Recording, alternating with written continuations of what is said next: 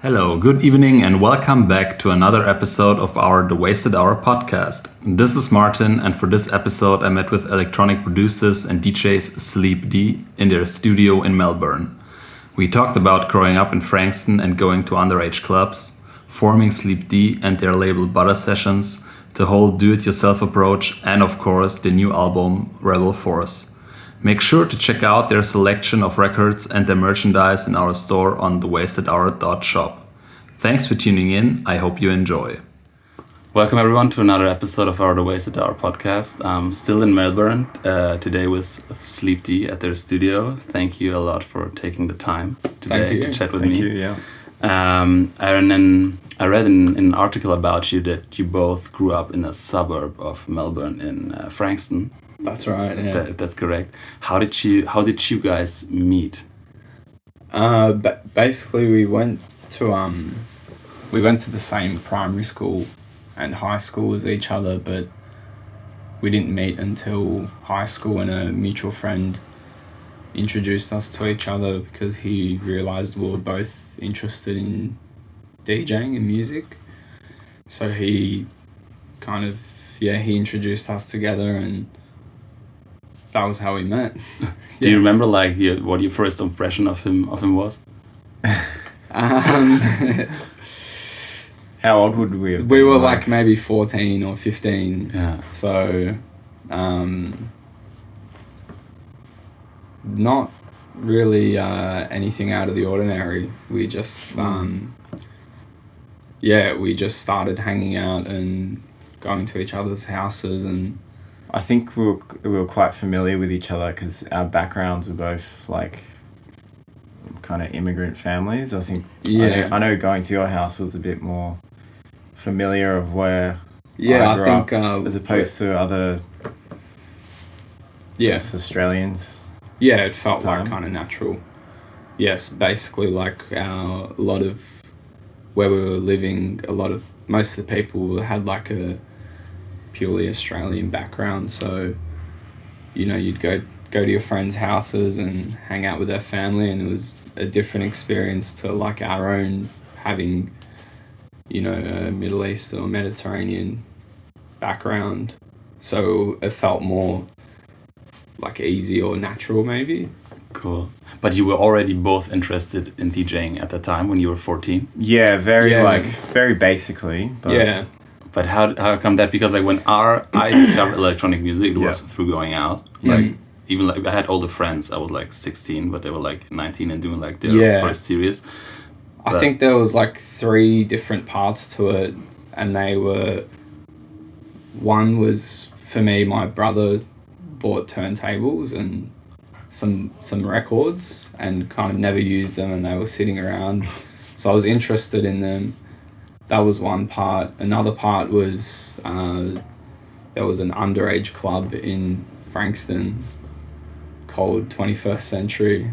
So that was on a revolving dance floor. Oh, wow. So that was on over summer. So it's for people under 18? Under 18. It was a general venue, bands played and stuff, but they had a night that was for underage. Over summer they would have every week. There was an underage party. And there was also there was a radio station. It was like a mainstream radio station called Nova. But I think it was Friday or Saturday night for 2 hours, they would have a DJs playing like more club music or dance music, and stuff like The Prodigy and Chemical Brothers and that kind of electronic music. Yeah, I think they're the 3 things that kind of got us into it together. Yeah. Did you also think from the first moment on about like producing too, or did you make music before? I think we didn't even know what producing was back then, to be honest. Yeah, it was mostly at the very start. Mostly DJ focused. Yeah, and then doing edits were quite a big thing back then. Okay. Anyways, like mashups and stuff. Exactly. So that started doing that. Yeah, and then being like, oh, what's a plugin? Like maybe you can make our own sounds, and then bought a plugin. I think there was a Chemical Brothers like edit for everything, like back for my fingers on the button. I remember that now. It was that kind of time when we were getting into it. And then things like forums I guess, educated us a bit more to what was happening around the world, because Frankston's pretty like closed off. Like, we didn't know anyone else that did this sort of thing. Yeah. So I think and we were forums too young helped. to go to the city. Yeah. Or whatever. So Were your friends? the internet and the radio and things like that. Yeah. Were your friends also interested in electronic music, or was this something we had a you couple both- friends that are still and were, Yeah. particularly one friend who's, I'd say, like, always had the, like, how could you put it, like, I think we had like a friend that was he's same like, age I'd as say us. a music nerd, but that's probably He's like was putting us onto things like Jeff Mills and stuff when we were like 15. So yeah. I think he was deep on the forums and He raised you right. So. Yeah, he was Kind of. pushing. Well, He was our age, but he was like kind of Yeah. pushing the boundary a bit more than us, and be like, "Oh, check this out," and that would kind of teach us. Yeah. I guess we had our little community there. For yeah, couple we had a years. handful of friends that were like into more alternative stuff, I guess. But then you both started DJing at friends' parties as well. That's how. Yeah, correct. So- Actually, the very first thing we did was a mix CD for a swimming carnival at our school. That was like the first kind of project we did together. I don't think we had enough courage to actually hand it in. Yeah, so we just- never gave it to the How, We made a old, mix. how old were you? It must have been 14 14 or or 15. something. Yeah. Yeah. Yeah, and then DJing at house parties and birthday parties and stuff. Mobile DJs, Yeah. take all your equipment and Everyone was having their 16th around that time. Everyone's having a party. And you provided the soundtrack. yeah, and it was at first it was on a desktop computer with a virtual DJ, so it was even before like CDJs. Mm. So, but then, like a short amount of time later, perhaps like influenced by the internet too, you started your blog, like Butter Sessions. Yeah, That's that not was a- like basically a way for us to connect with people that were doing what we were interested in, and a way for us to get in touch with them and find out more and get involved in what was happening in Melbourne, in the city.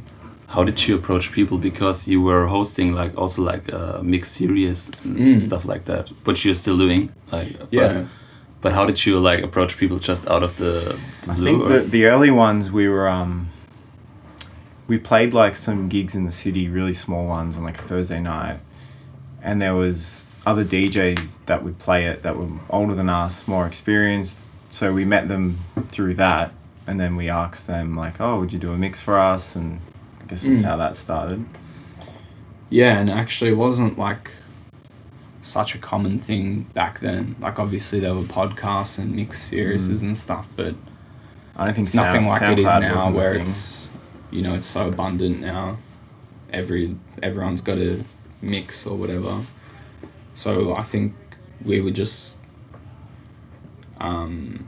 just like trying out different ways to get involved in the community here. So fast forward, because today you have your own label, which we'll get back into later. Do you think that the blog is responsible for your very good network that you have right now?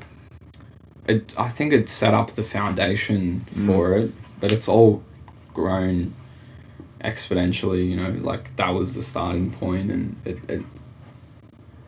it's the same approach that we have now, but we do more. Like we do events and parties and the label, obviously, and I think it set the foundation for collaboration. yeah. So it gave us a reason to work with other people, which now has stemmed to doing like releases for people and doing events and stuff. Yeah. Was the initial idea also like from the beginning to start a label later, or where did that came from? I think that came a bit later. First we were doing the blog, and then we did some parties in the city, and then the label first happened when we had made our first record. Actually, maybe it wasn't our first record, but it was the first thing that we had made and tried to send out to some labels and weren't getting much response, and we were very keen to just put it out because we were happy with it. So we just decided, like, let's just do it ourselves. And, you know, I asked a few friends, like, how do you do this? How do you do that? And just kind of did it. And yeah, I mean, you learn something new every time with putting out a record. Even now, we still change our process each release pretty much. So yeah, it's an ongoing learning experience. That's the good thing about being like self-employed. Like, and the bad thing too, you learn something new like every day. Sometimes it's very good, sometimes it's like frustrating. Yeah, that's right. Yeah. And also, like, things that we learned 2 or 3 years ago, maybe they're not relevant anymore, and you have to constantly evolve. And yeah. But I've also liked the impression that you got more professional, also because you both started studying sound engineering, or we studied together. Yeah, we did a couple years after high school, learning like the basics of everything, and it was something to do basically after finishing school. Something to keep your parents happy. Yeah, exactly. My kid is studying. Yeah. Pretty much. But no, it was good. That's actually how we met some people there that, again, got us more involved with what was happening. So it was a great way to learn and meet new people. And yeah. Was it also around the same time that you both moved from Frankston to Melbourne? It was around that time, yeah. Pretty much, yeah. I think our universe expanded a lot in those 2 years. Yeah. How would you describe, because like you had your scene in Frankston going on over there, and then you moved to Melbourne, like how was the scene in Melbourne? You said also before that you did like some parties, I think, at the Mercat basement. Yeah, that's right. That was the first parties we did. Yeah. Well, there wasn't really any scene in Frankston. There still isn't. There still isn't really. Say, yeah. You know. So people tend to move to Melbourne. I mean, it's only an hour away, but when you're 17, an hour is like, it's quite a long way. So there was basically no scene in Frankston. Yeah. So we were entering our scene for the first time, I'd say, when we were 18. Because like from the outside, looking at Melbourne, I had no idea what the scene is like or was then. How would you say, how did it transform in the past few years? Yeah, like so then when we first started coming out, it was like a fraction of the size of what's happening now. I think a good example is like, just say the festival scene right now. There's like maybe 5 dates in the year of similar music, where back then there like was hardly even one. So it's stuff like that. Yeah, and just like grown. Just everything from parties to producers to record labels, to record stores, just everything involved in that music scene is tenfold now in the last maybe 5 years or so. Because like they were all always producers and DJs from Melbourne, but they tend to move to Europe. That was kind of the thing to do, was to go to Europe or America or whatever. And I think we made a bit of a decision to just stay here and try and work within our own scene. And I think it happened at a good time for us, because it was already, there were more people coming out and presenting their work, and more people to collaborate with, and more events happening to play at. And it's paid off now, because there's just some really good stuff happening here and lots of great people to work with, and it's all very exciting. But was there the possibility on the table, like, to move to Europe at a certain point, then you decided against it, or was it I think the possibility is always there if we want it, but we just haven't had the desire, or for me anyway, it hasn't been necessary yet. And maybe it's because of other reasons, like our family being here, our partners, or having a comfortable studio situation, or that kind of stuff as well. I think there's enough opportunities here to keep us interested as well, for like the work we do. And maybe it's a bit more challenging to stay here, but I think it keeps you fresh and, you know, working hard on your craft.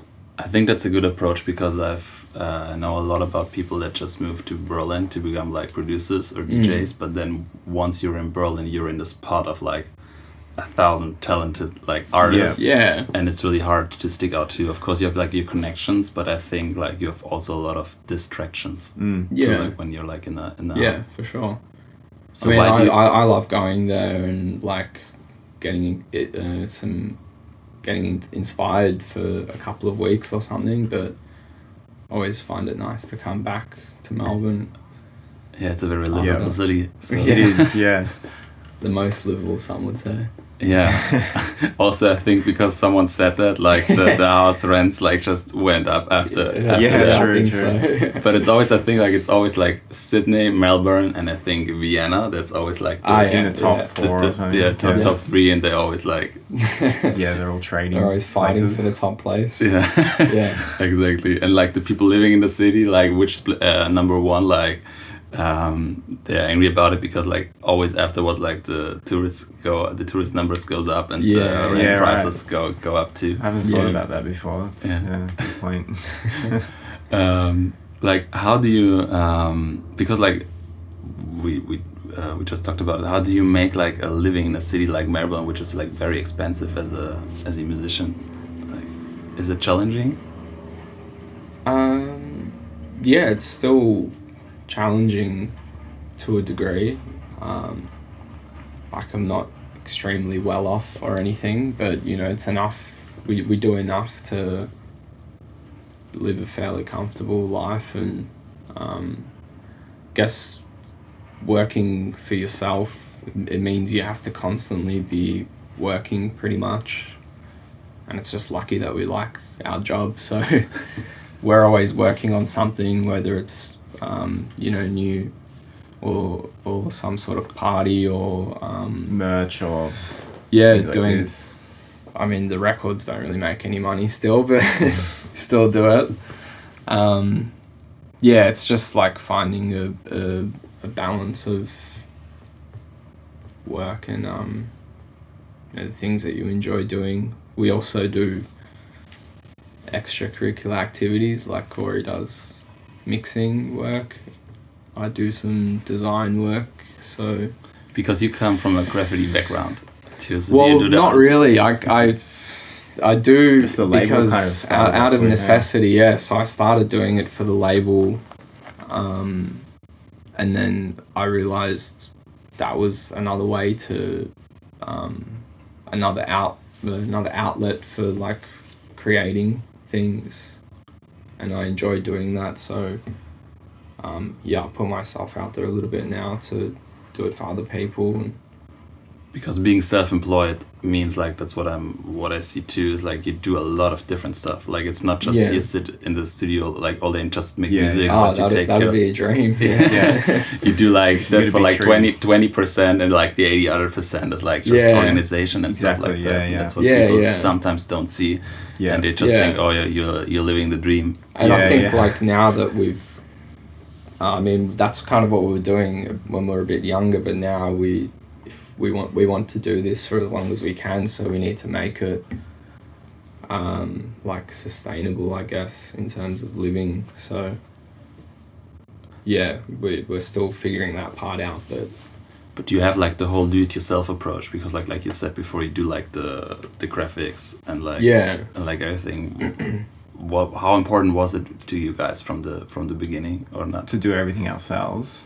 I think it was more kind of necessity. It was more a necessity because, you know, we didn't have heaps of money to pay someone to design it or to master it or whatever. So we quickly realized that if we got good at doing that, then one, we enjoy doing that, and two, it's much more sustainable for us. I think we like the control as well. It's hard for us to handball things to other people. Yeah. We've gotten kind of our personalities. We've shared the load more recently and involved in other artists and engineers and stuff, but it's also a big part of what we enjoy doing is the whole process of creating a record or a t-shirt or whatever it is, an event. You're doing a pretty good job, because like I think for Butter Sessions, like Thanks. after all the releases, like some labels tend to have like their own sound, and like every record like sounds like the same. They have like their formula they stick to for like years. But for you, like with I just discovered you like 1 week ago, and I browsed through all the releases, and every release sounds a little bit different and has like its own appeal.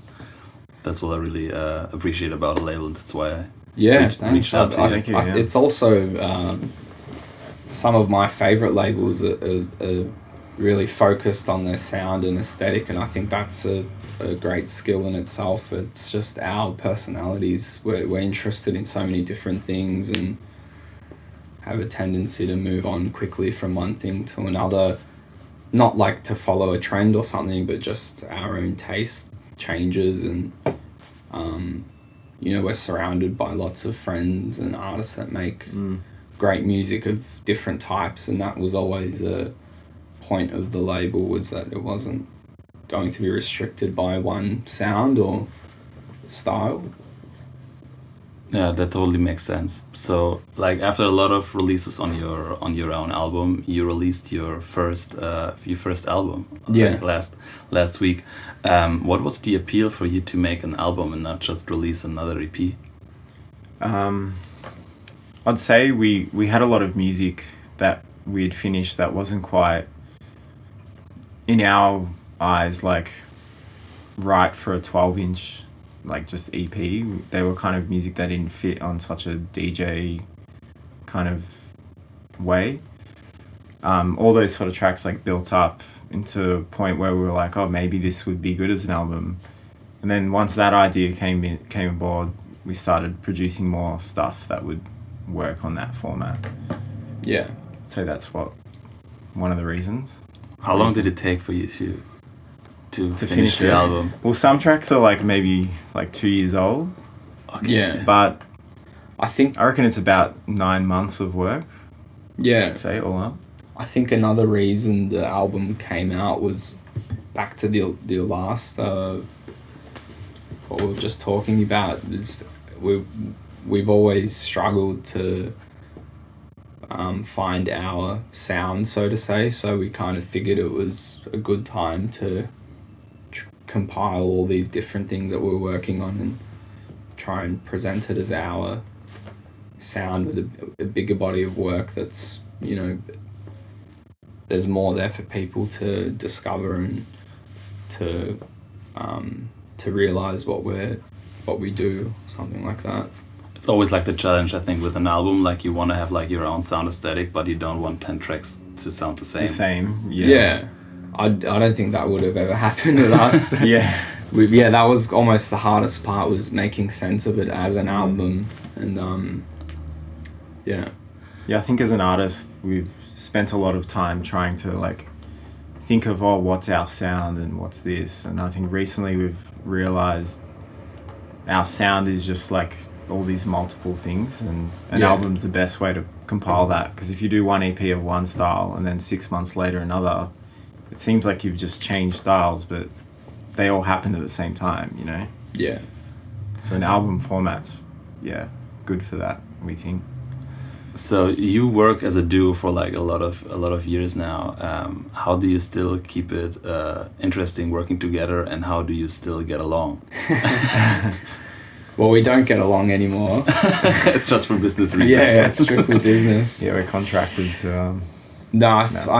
I think we both have strong ideas, and a lot of the time they don't meet with each other.